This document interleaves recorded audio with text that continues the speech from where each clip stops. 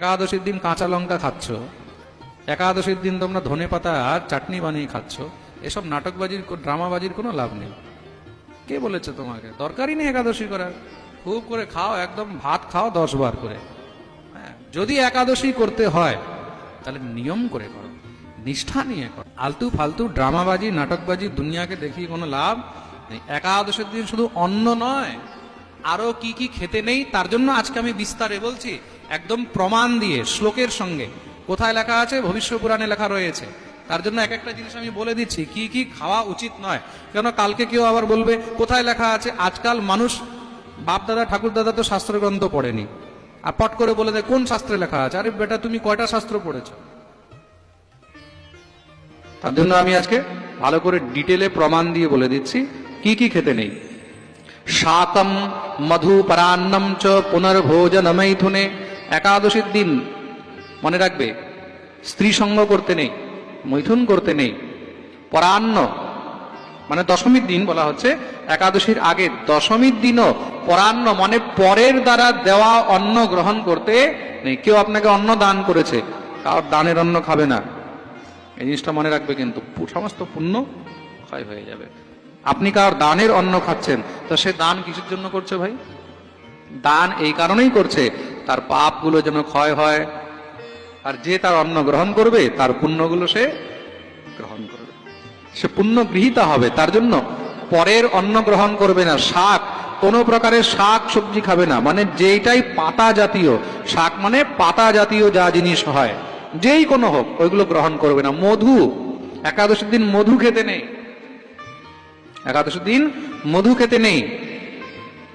আর একাদশীর দিন কখনো মিথ্যা কথা বলবে না। দ্যুতম ক্রীড়াম চ নিদ্রাম চ তাম্বুলম দন্ত ধাবনম পরাপবাদম পৈশূন্যম পতিতৈ সহ ভাষণম। আরো কি কি মানা একাদশীর দিন? মানে দশমী থেকে এগুলোকে মানা হচ্ছে। জুয়া খেলতে নেই। অনেকে জুয়া খেলার অভ্যাস হয়, তো তাস খেলবে, ব্রত করে কোনো সময় এসব করতে নেই। জুয়া খেলবে না। দ্যুতম, দ্যুতম ক্রীড়া। আর কি? একাদশীর দিন বারবার ঘুমাতে নেই। একাদশীর দিন বারবার ঘুমাতে নেই। ভজন করো, জপ করো, হরিনাম করো, গ্রন্থ পাঠ করো। নিদ্রাম। তাম্বুলম, একাদশীর দিন পান খাওয়া চলে না। কেউ বলছে একাদশীর দিন চা খাওয়া চলে, বলে চলে না। কফি খাওয়া চলে, চলে না, একদম না। No means no. পান খাওয়া চলে, চলবে না। দন্ত ধাবনম, এতটুকু পর্যন্ত লেখা রয়েছে একাদশীর দিন দন্ত ধাবন করতে নেই। হ্যাঁ,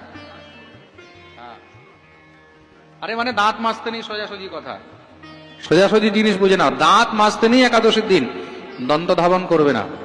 দন্ত ধাবন করার সময় মাড়িও ছুলে যেতে পারে, বুঝতে পেরেছ? তুমি দাঁত মাজবে, আজকাল যে পেস্ট আসছে, পেস্টের মধ্যে কত প্রকারের কেমিক্যাল থাকে, কত প্রকারে কি থাকে, ওগুলো তো ভিতরে যাবে। তার জন্য একাদশীর দিন দন্ত ধাবন করবে না।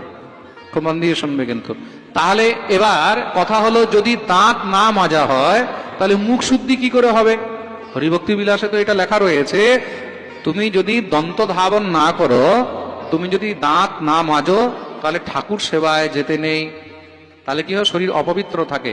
তা যদি দন্ত ধাবন করার বিধান এখানে মানা করে রয়েছে একাদশ দিন, তাহলে কি করে তুমি মুখ শুদ্ধি করবে? তার জন্য নিয়ম রয়েছে। তার জন্য তোমাকে 21 বার কুলকুচি করতে হয়। কতবার? হ্যাঁ, 21 বার কুলকুচি করতে হয়। শাস্ত্রের মধ্যে সবকিছুর বিধান রয়েছে। আপনি আচমন করবেন, তা আচমন করার জন্য যদি জল না হয়, তখন কি করবে? তখন 3 বার দক্ষিণ কর্ণে স্পর্শ করবে। কানের মধ্যে স্পর্শ করলেই সেটাতেই পবিত্রীকরণ হয়ে যায়। এটাও বুঝে রাখবে, আচমন হয়ে যায়। প্রেম সে বলো হ্যাঁ। একাদশীর দিন যদি আচমন করতে হয়, নির্জলা থাকলে, তা নির্জলা, খুব ভালো প্রশ্ন করেছেন উনি। হ্যাঁ, আর তোমার নামটা কি? লক্ষ্মীকান্ত দাস। হ্যাঁ, আচ্ছা আচ্ছা, খুব ভালো প্রশ্ন করেছে উনি। একাদশীর দিন যদি আচমন করতে হয়, তাহলে ওই আচমনটা কিভাবে করবে? ওই আচমন যখন একাদশী করবে, একাদশীর দিন নির্জলা থাকলে আচমনের জলটা শুধু ঠোঁট পর্যন্ত স্পর্শ হবে, ঠোঁটের ভিতরে যাবে না। এটা খেয়াল রাখবে। ঠোঁটের ভিতরে জল গেলে কিন্তু তখন নির্জলার মধ্যে বিঘ্ন হবে। শুধু ঠোঁট পর্যন্ত থাকবে, বুঝতে পেরেছেন? প্রেম সে বলো তা দন্ত ধাবন মানে দাঁত মাজাও নিষেধ, পরনিন্দা, পরাপবাদম, পরনিন্দা পরচর্চা করবে না, চুগলি, এর কথা ওর কাছে, ওর কথা এর কাছে, মানুষের অনেক স্বভাব হয় তো, একাদশী ব্রতের দিন এসব জিনিস একদম করতে হয় না। পতিত, হ্যাঁ, যারা পতিত ব্যক্তি তাদের সঙ্গ করবে না, রাগ করবে না একাদশী দিন। ক্রোধম চৈবানৃতম বাক্যম একাদশ্যাম বিবর্জয়েত তাংস্যম মাংসম মসুরাংশ্চ ক্ষদ্রম বিতত ভাষণম।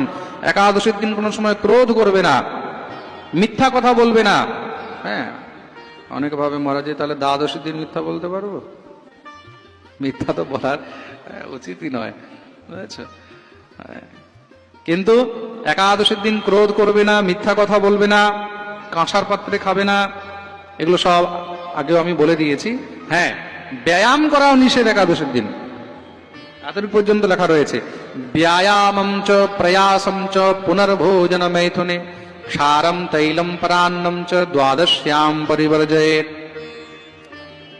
এই প্রকার ব্যায়াম করাও নিষেধ, বেশি পরিশ্রম করাও নিষেধ একাদশীর দিন, বারবার খাওয়া নিষেধ, স্ত্রী সঙ্গ নিষেধ। আর খার লবণ যে হয়, খার লবণ মানে সমুদ্রী লবণ, এটা সামুদ্রিক লবণ হয়, সামুদ্রিক লবণ সেদিন গ্রহণ করতে নেই। কোন লবণ গ্রহণ করবে? সন্ধব লবণ, খনিজ লবণ যেটা হয় ওইটা গ্রহণ করবে। তেল গ্রহণ করতে নেই একাদশী দিন, কোনো প্রকারের তেল চলবে না। অনেকে কি করে একাদশী দিন সাদা তেল দিয়ে রান্না করে, সাদা তেল মাদা তেল এসব কোনো চলবে না। একাদশী দিন ঘৃত দিয়ে রান্না করো, ঘি দিয়ে। আর এই প্রকারের এসব বস্তুগুলোকে বর্জন করতে বলা হয়েছে। আর তার সঙ্গে দশমী থেকে নিয়ে দ্বাদশী পর্যন্ত এসব জিনিসগুলোকে মানা উচিত। দ্বাদশীর দিন অন্ন ইত্যাদি গ্রহণ করবে, বাকি যে অন্যান্য কথাগুলো রয়েছে, কাঁসার পাত্রে খাওয়া, মাংস ভক্ষণ বা মৎস্য ভক্ষণ বা কোনো প্রকারের মহারাজ, হ্যাঁ, ইত্যাদি এসব জিনিসগুলোকে দ্বাদশীর দিনও ত্যাগ করবে। এই প্রকার বর্জন করে ভগবত সেবা করে, রাত্রিবেলায় হরিবাসর মানে জাগরণ করে, ভগবতে ভজন করে, এই বিধি বিধান দিয়ে কেউ যদি একাদশীর ব্রত করে তার সমস্ত পাপ ক্ষয় হয়ে যায়। শুনবে একাদশী কেন? ভগবানের যত ব্রত রয়েছে তার মধ্যে একাদশীর ব্রত হলো সব থেকে শ্রেষ্ঠ ব্রত। তার জন্য একাদশীর ব্রত প্রত্যেকটি হরিভক্তকে অবশ্যই করা উচিত। তো মন দিয়ে শুনবে। আচ্ছা, এখানে কে কে আছে যারা একাদশী করে? একটু হাত উপরে করো তো দেখো। আছে অনেক ভক্তরা। বাকি যারা একাদশী করে না তারা খুব মন দিয়ে শুনবে একাদশী কেন করা উচিত। ভগবান যখন সৃষ্টির মধ্যে পাপ পুণ্যের রচনা করলেন, তখন ভগবান পুণ্যকে তো অনেক জায়গা দিয়েছেন, পাপকে অনেক জায়গা দিয়েছেন। পাপকে সব নোংরা জায়গা দিলেন, চুরি, হত্যা, লুট, ডাকাতি, অনাচার, ব্যভিচার। তখন গিয়ে পাপ বললেন, প্রভু আমাকে একটি কোন উত্তম জায়গা তো দিন। ভগবান তখন তাকে অন্নের মধ্যে স্থান দিলেন। কিসে দিলেন? অন্নে। শুনেই তো দেবতাগণ সব চকিত হয়ে গেলেন, প্রভু এই কি করলেন আপনি? অন্নের মধ্যে পাপ থাকলে তো মানুষ তাহলে অন্নগত প্রাণ, অন্ন ছাড়া মানুষ থাকতে পারে না, অন্ন খেলে সাক্ষাৎ পাপকে ভক্ষণ করবে। ভগবান বললেন চিন্তা করো না, অন্নের মধ্যে পাপ থাকবে কিন্তু শুধু এক পক্ষে একদিন, আর সেই দিনটা হবে একাদশীর দিন। প্রেম সে বলো। একাদশী মাহাত্ম্যের মধ্যে এগুলো সব বর্ণন রয়েছে।